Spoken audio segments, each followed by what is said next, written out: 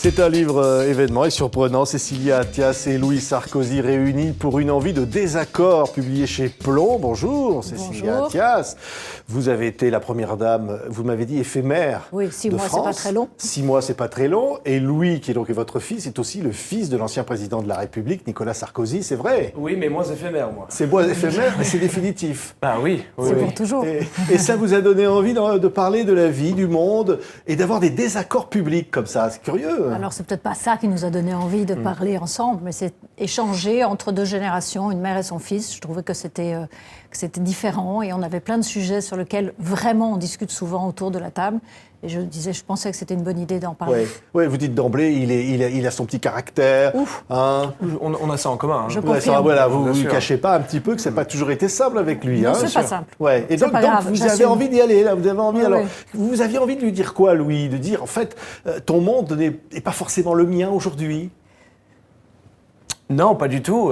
On partage le monde différent à travers nos générations, mais aussi on est les victimes des mêmes mouvements, les dérives religieuses. On peut tous les deux être les victimes de ces trucs-là. On est complètement concernés du libre arbitre. Et donc ce qu'on veut faire, c'est rentrer dans ces conversations qui peuvent paraître élitistes, parfois réservées aux neuroscientifiques, aux philosophes, et montrer qu'en fait ça nous concerne tous. Et je trouve que la relation mère-fils, c'est assez sympa de l'utiliser comme organe, comme exploration intellectuelle. Et puis ça se fait pas très souvent. Ouais. C'est dommage, d'ailleurs. Au fond, discuter, c'est avancer. Je pense que c'est le Dans un seul monde où vous moyen. dites aujourd'hui, on ne peut plus discuter, Absolument. vous le dites clairement. Ben, on ne peut plus discuter d'une part parce qu'il y a ce monde de signes, de Twitter qui font que les messages sont rapides, etc. C'est dommage qu'il n'y ait plus de discussion de fond, c'est dommage qu'il n'y ait plus de grandes émissions avec lesquelles les gens peuvent s'exprimer avec du temps.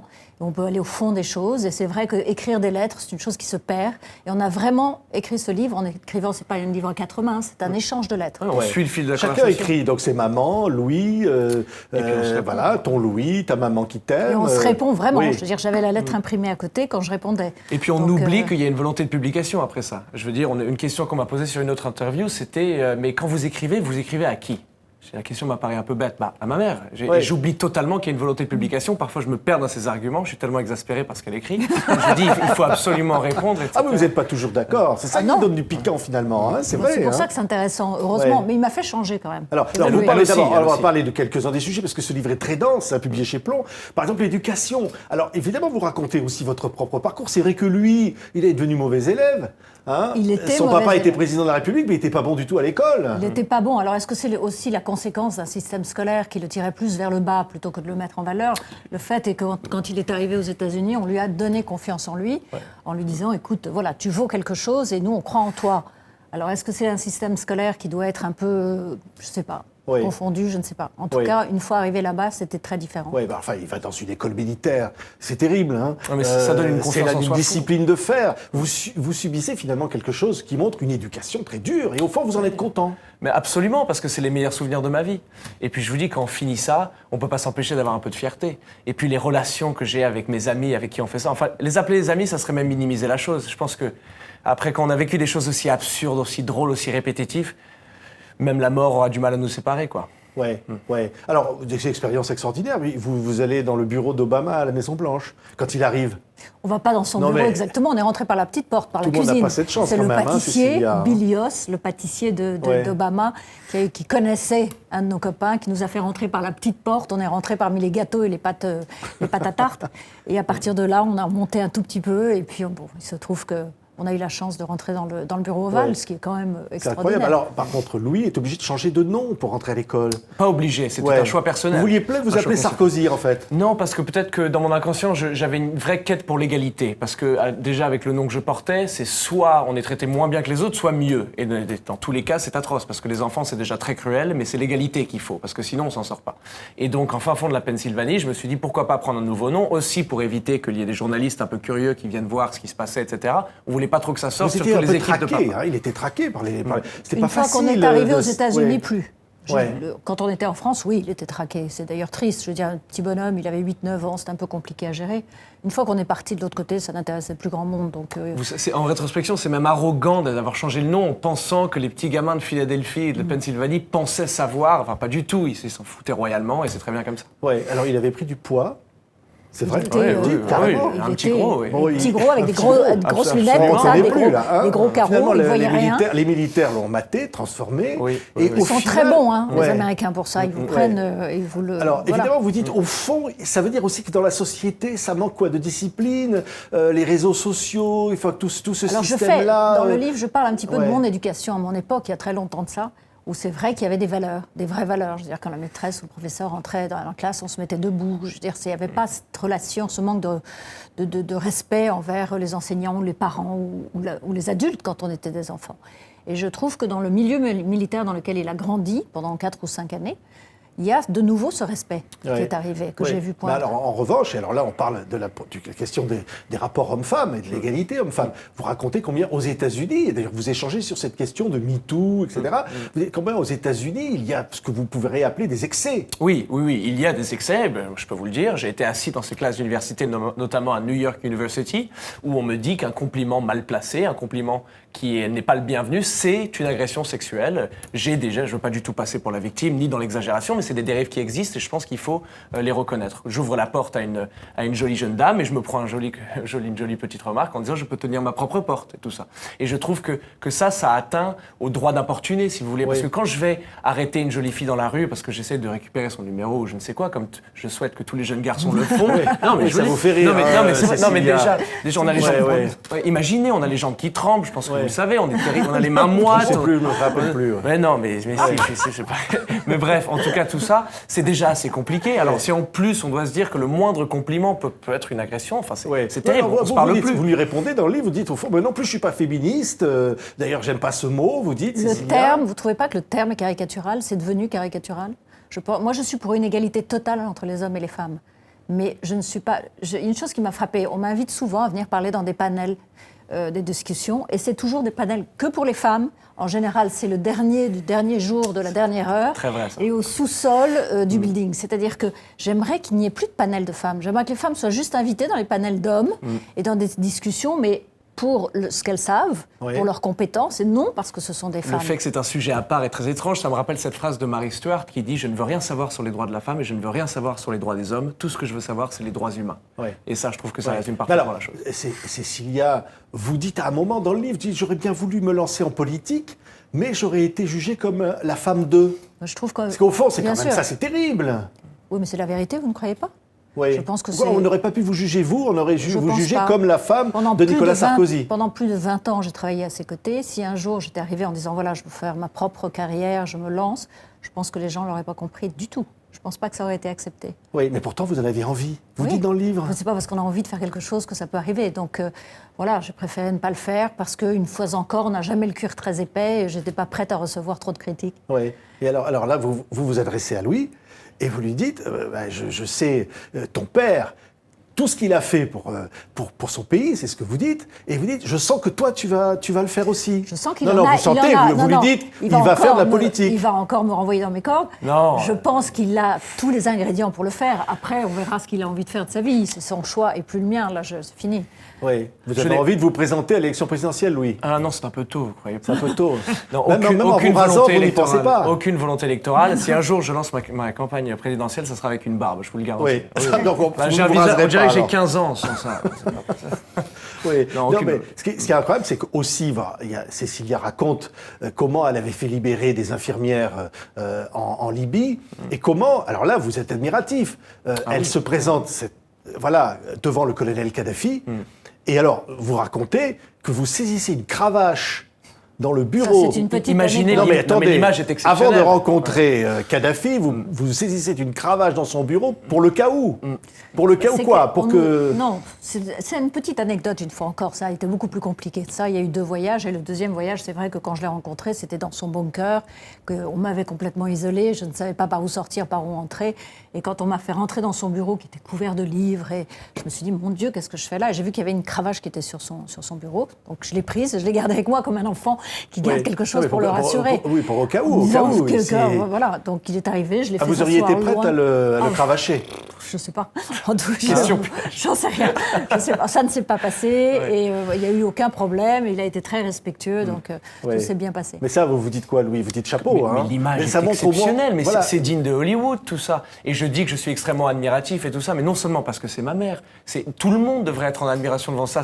C'est tout ce qu'on déteste. C'est un dictateur insupportable qui a peut-être une image absolument atroce de la femme, etc.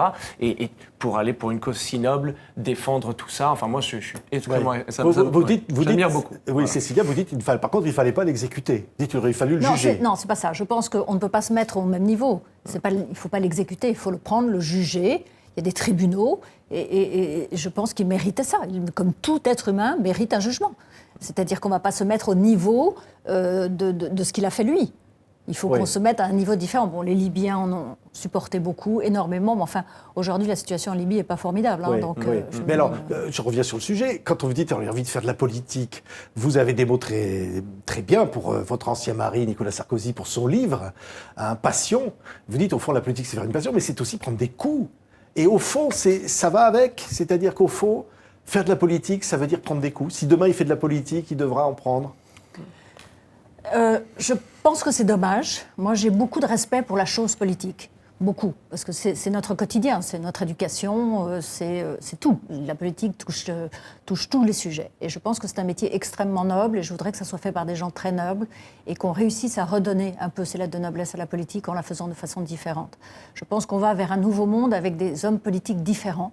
Et voilà, je suis en attente de ça. J'ai très envie de voir des gens faire des choses de façon différente et rendre toutes ces lettres de noblesse à la politique. Oui, mais en même temps, vous voyez bien, et vous en parlez dans le livre, la planète est en danger. Il y a une sorte d'impuissance. Louis, vous le dites d'ailleurs, vous interpellez la génération qui vous précède. Oui, mais votre on maman. peut le faire hors d'une volonté électorale. On peut le faire en écrivant un livre, en essayant de commencer une conversation. Vous savez, moi, plus j'étudie la philosophie, moi, je suis attiré par la politique. Le doute de la philosophie, le pilier de la philosophie, c'est le doute. C'est le scepticisme en soi, surtout. Tout douter, tout remettre en question, jamais trop de certitude. Et je pense qu'on a perdu ça en politique. Vous remettez tout en question, il remet la religion en question. Alors là, vous avez des discussions très enflammées. Hein. Oui, parce qu'il n'y croit pas. On va dire, Louis ne croit pas. Il n'y croit pas. Non, il est non-croyant. Voilà, il m'a fait comprendre la différence entre il athée et non-croyant. Qui est une distinction très importante entre l'athéisme et la non-croyance. Parce qu'il ne faut surtout pas tomber dans le fait que l'athéisme est une position idéologique elle-même. Ça ne l'est pas. Il n'y a pas de groupe Facebook d'athées avec les mêmes croyances, etc. Non, l'athéisme, c'est le rejet de certaines positions idéologiques. Donc, mais ça ne dit rien sur nous, ça ne dit rien sur notre philosophie, ça ne dit rien sur nos opinions politiques, etc. Donc l'athéisme, c'est le rejet d'une position. Dire que l'athéisme est une position idéologique, c'est comme dire que Off est une chaîne de télé. C'est comme dire que l'abstinence est une position sexuelle. Enfin, ça n'a aucun sens. Oui, et en même temps, on voit tous ces débats aujourd'hui sur le voile, sur la laïcité. Vous savez, nous, on est au sein d'une famille où j'ai un mari qui est juif. J'ai une belle fille qui est juive pratiquante, une fille qui est catholique pratiquante, et Louis qui est non-croyant, et tout ça s'entend très bien, et tout ça discute, et je trouve ça formidable. Et je rêve d'un monde où les gens de différence peuvent vivre et coexister sans bagarre, sans bataille. C'est vraiment ça la thèse du livre, en fait. C'est qu'on peut avoir des désaccords et s'entendre très bien, même si on part dans des combats émotionnels et tout ça. C'est une vraie beauté, le désaccord. Il n'y a rien de plus emmerdant qu'être entouré de gens qui sont d'accord avec vous sur tout. Enfin, on s'ennuie au possible. D'ailleurs, vous dites à un moment dans le livre, ceux qui ne seront pas d'accord avec ce livre, qui trouveront d'ailleurs qu'on n'aurait même pas dû l'écrire ou qu'on n'est pas légitime pour parler de ce dont on parle, vous dites que vous n'avez qu'à le jeter. Bah oui, c'est Jean d'Ormesson. C'est Jean d'Ormesson qui dit ça. Jetez ce livre, fuyez. Peut-être ça vous plaît pas, vous balancez le bouquin, comme le faisait Jean Edernalier, on le jette en arrière. Voilà. Bien sûr. Non, mais ça ne les intéresse pas. Ça veut dire que tout le monde a le droit, finalement, de vous comme les autres. Mais tout le monde, je veux dire, n'importe qui a le droit d'exprimer ses opinions. Après, on publie pas, on le garde, on le met dans un tiroir, c'est autre chose. Mais pourquoi est-ce qu'on n'aurait pas le droit de discuter entre nous, deux générations différentes, familles un petit peu différentes, un peu atypiques? On explique nos différences et nos disputes et nos ententes, et je trouve que c'est bien. Pourquoi pas? Il ne faut pas se faire d'illusions. On a eu, enfin en tout cas pour ma part, j'ai eu le contrat de ce livre, on a réussi à le faire à cause de mon nom, etc. Ça, personne ne le renonce. Mais c'est les idées qui sont importantes dans ce livre, beaucoup plus importantes que nous, que les personnalités, parce qu'on rentre dans des débats qui ne nous concernent pas personnellement. Et vraiment, c'est une distinction qui est très importante entre les idées et les personnalités. Les idées sont bien plus intéressantes. Oui, oui. Et on va vous dire, et vous le dites dans le livre, certainement certains vont dire, mais de quoi je me mêle? Évidemment, ma vie, voilà, vous avez beaucoup voyagé, vous avez une vie qui peut paraître formidable pour beaucoup, fils de l'ancien président de la République. Et vous dites, au fond, je m'en fous, j'ai envie de le dire quand même. Je dis j'ose. Oui. J'ose parce que j'ai pas envie de vivre avec le regret de ne pas avoir fait ce livre. Parce que, et ça c'est très personnel, mais combien d'enfants n'ont pas eu de conversation avec leurs parents avant qu'un drame arrive? Combien d'enfants auraient rêvé d'avoir une conversation comme ça? Combien de parents regardent leurs enfants en disant c'est un mur de briques impénétrable et vice-versa? Et la chance de parler de quelque chose comme la mort, qui est quand même un sujet extrêmement tabou et qui a été un grand sujet de mes études en philosophie avec sa maman, mais jamais j'aurais pu passer à côté de cette opportunité. Je me rends compte, je me suis tout de suite rendu compte de la chance que j'avais. Ouais. Et elle est moderne, hein? Elle est pour le cannabis. Extrême. Oh, et ça, c'est un peu Alors grâce à là, moi, excusez-moi. Il m'a fait changer. Ah oui, non, mais ça, là, vous dites bravo maman. Hein. Ah, vous êtes pour le cannabis, Cécilia? Il m'a convaincu. Pour la dépénalisation, oui. La dépénalisation, La dépénalisation pour la du cannabis, dépénalisation du cannabis, Oui, vous êtes absolument. pour. Vous avez réussi à changer d'avis, faire changer d'avis Alors, je ne l'un sais et pas si l'autre, moi j'ai ouais. réussi à le faire changer sur beaucoup de Non, mais choses. vous savez, elle me modère. J'ai évolué. Ouais. Elle me modère parce que je suis emporté par la jeunesse, mes convictions. Je m'énerve jeune, assez toi rapidement. À peine. Je me réveille, parfois j'ai l'impression d'avoir 49 ans. Non, mais elle me modère, elle me fait calmer, elle me fait comprendre aussi les émotions des autres parce que, surtout avant, on avait des conversations familiales et je pouvais dire des choses qui blessaient et je n'en avais absolument pas la volonté, je me laissais emporter et elle a toujours été là comme arbitre de modération. À un moment, elle vous a pas modéré quand vous vous clashiez, comme on dit, avec le fils de Valérie Trierweiler sur Twitter et les réseaux sociaux. Vous dites Il était tout jeune, hein. le Louis d'aujourd'hui aurait envie de donner une claque au Louis d'avant. Absolument, absolument. Ah non, vraiment, hein. Mais oui, parce que sur les réseaux sociaux, vous savez... Tout le monde en avait parlé, hein, vous balanciez des... Enfin, tout ça n'est pas d'un grand intéressant, mais bon, on regarde ces médiums de réseaux sociaux et ça pousse à la réponse. En fait, on se dit on doit répondre, on doit participer au débat public, il faut absolument que je donne mon opinion, il faut que je me défende et tout ça. Elle dit, les gens l'attendent, c'est n'importe quoi, les gens s'en foutent. Et donc on a une illusion d'importance du soi, ce qui est inexistante, mais sauf que ma génération, moi, il y a une petite différence, c'est qu'on tous les jeunes, toutes les générations disent des conneries. Moi, ma génération est la seule qui n'a pas le droit à l'oubli. Ouais. C'est-à-dire que nous, c'est écrit dans le marbre et ça reste. Bon.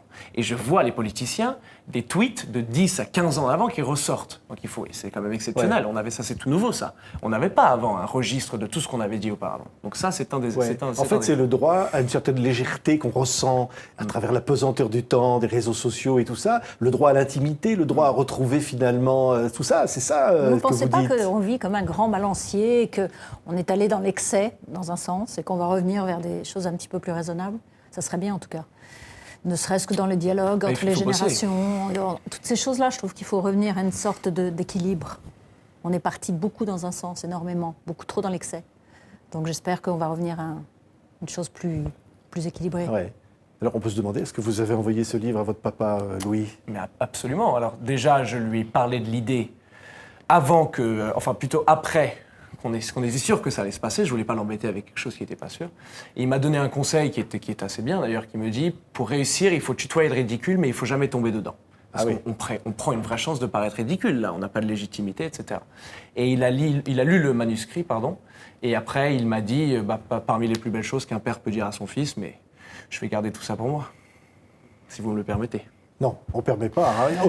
On est comme sur les réseaux sociaux, hein, droit à aucune intimité. Je vais gagner cette bataille, vous inquiétez pas. Aucune intimité, il faut tout dire. Il ne l'a pas dit à moi non plus, je vous rassure. Vous ne l'avez pas dit. Vous ne le savez pas. Je ne vous dis pas non. tout. Alors. Je garde ces petites madeleines. Ah oui, il garde ses jardins secrets. Moi, je ne lui dis pas d'autres non plus. Ouais. C'est mieux, non? Vous ne croyez pas? Mais au fond, j'allais presque dire c'est un livre d'amour entre un fils et sa mère. Absolument. Non? Je suis tout à fait d'accord. Vraiment? Si c'est ça le message, on a tout gagné. Hein. En tout cas, c'est la vérité. Merci beaucoup. Merci à vous. Cécilia Merci Attias, beaucoup. Louis Sarkozy, Une envie de désaccord, publié chez Plomb. Merci à tous les deux d'avoir été nos invités aujourd'hui. Merci pour votre invitation.